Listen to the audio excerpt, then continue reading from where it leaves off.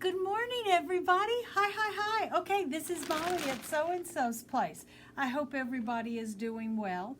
I want to teach y'all this morning, we're back to working with the little charm packs again. Remember in the past we have made these cute little coasters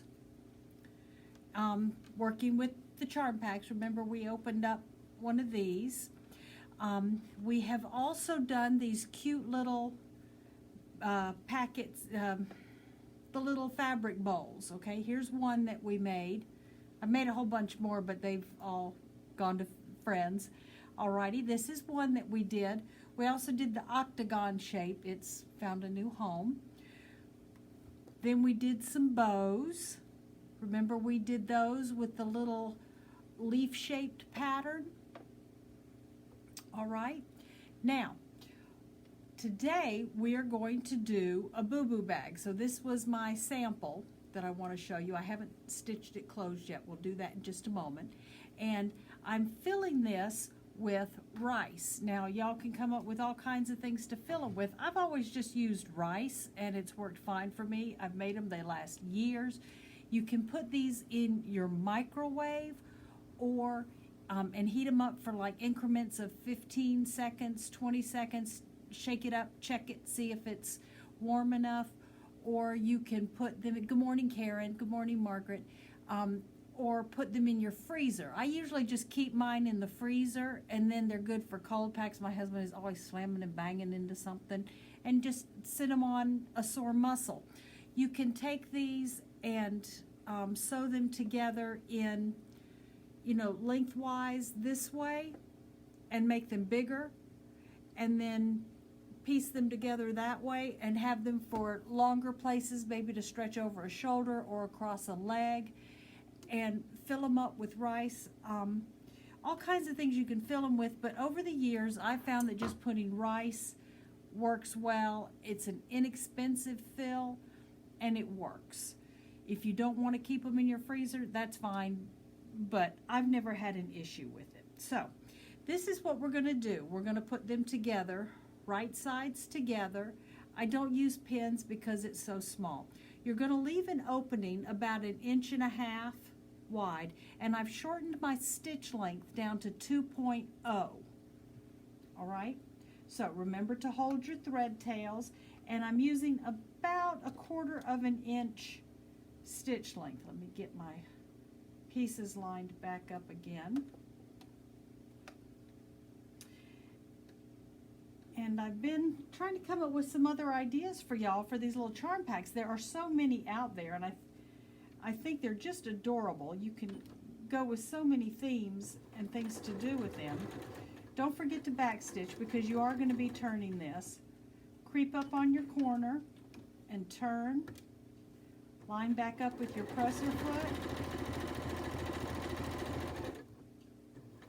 Yes, creep up on your corner. But you can always backstitch if you need to.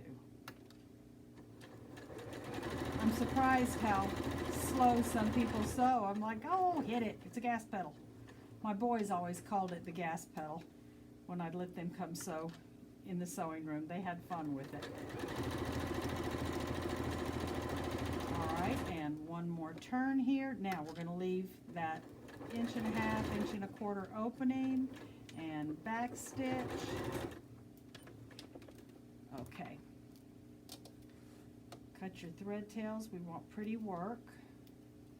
And cut my original thread tails. If I can see them to do it. Just don't like little bits everywhere. They end up where they're not supposed to be. All right, now we're going to trim our corners. So I'm going to cut that corner off so that when I turn it, then I don't have that bulk in there. Even though this is just a fun little fast project, we still want our work to be good. So you cut to, but not through. Remember? All right, I hope everybody can see that. I cut to, but not through. All right, and our handy turner. So where's our opening? Even though I have my glasses on, I still can't see half the time. So there's our opening. And I'm going to slide my thumb up in there. All righty. And just start pushing my finger through. and just push through that opening. All right, now I'm putting my point turner in, and I'm just gently kind of gliding my seams open, and when I get to a corner, I'm going to very gently poke my corner out so it's nice and neat. Can you see that? Make a nice, neat corner. There we go.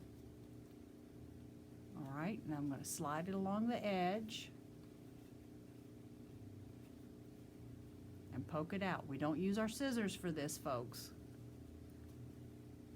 Okay, and again, poke my corner out very gently. And let's see, I have one more over here. Poke my corner out. Okay, now let's go back to the one I've already filled with rice. I used a funnel and I just put it right in there like that, and then I had this old yogurt cup and I just put some rice in there and I filled it, and it took maybe half of that, a little more than half. Hi Carla, we're making a Booboo bag. You know about the Booboo bags.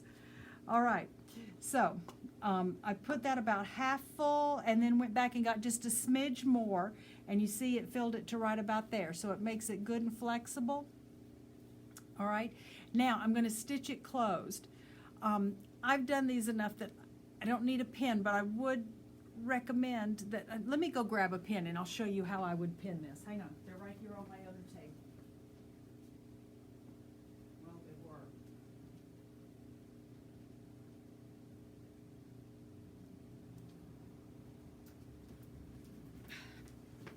Sorry about that, I thought the pins were right here. Busy morning, busy morning. All right, when you go to pin this, I pin sideways. This is how I put my pin in there. All right, that's how I pin that opening closed, so that I can slide it out as I slow. All right. So I'm going to shake all my rice down to the bottom and put that right under my presser foot. Let me see if I can get the camera down here where y'all can see what I'm doing. Bear with me if you get motion sickness. I sure wish Mackenzie was here this morning. But bless her sweetheart, that's a hard-working girl. Can you see that under there? Somebody give me a thumbs up if you can see that. Can you see that under there? I know we've got a time delay, so good morning, Barbara. Okay. All right. Here we go. Give me just a second. All right, remember what I said earlier about holding your thread tails. I'm going to hand crank the threads down in there, okay? And remember, I shortened my stitch length to 2.0. I'm right close to the edge.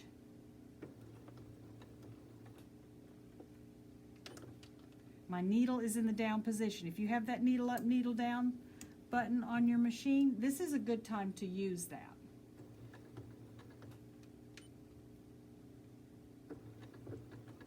Back stitch, and then slowly come forward, and I'm easing my pin out as I go. That way my fabric stays tucked under, and I'm sealing up that open edge so that no rice comes out. I've done my 1.5 inches or so, so I know I've closed it. I'm back stitching, and now I'm coming forward, and boom, we're out. All right, let's pull it out. Trim off those thread tails. Now I didn't use a matching thread because, hey, this is kind of a craft project, but even on this one you don't really see. You will on the back side because it definitely contrasts, but that is sealed up, that is shut. This bad boy is not going to leak. Throw this in the microwave for 15-20 seconds, maybe even 30. Hi, Nancy. Throw this. Hi, Hannah. Oh, Hannah. Yes, Hannah. Yes, the grandbabies love these things. throw them in the microwave to get them warm if you need a warm pack. Throw them in the freezer if you need something cold for a boo-boo. And use them as long as you need them. And then if you need a new pair, you call Mama to get some, don't you, Hannah? Alrighty, love y'all. I hope you have a wonderful day. There are lots of uses for these little charm packs of fabric. And if you need any more, soandsosplace.com, soandsosplace.net.org, 423-285-5959. I hope y'all are having a wonderful day. This is Molly. Love y'all. Bye-bye. Oh, you're very welcome, Barbara. Bye, y'all. Yes, please, and I love Rosie too.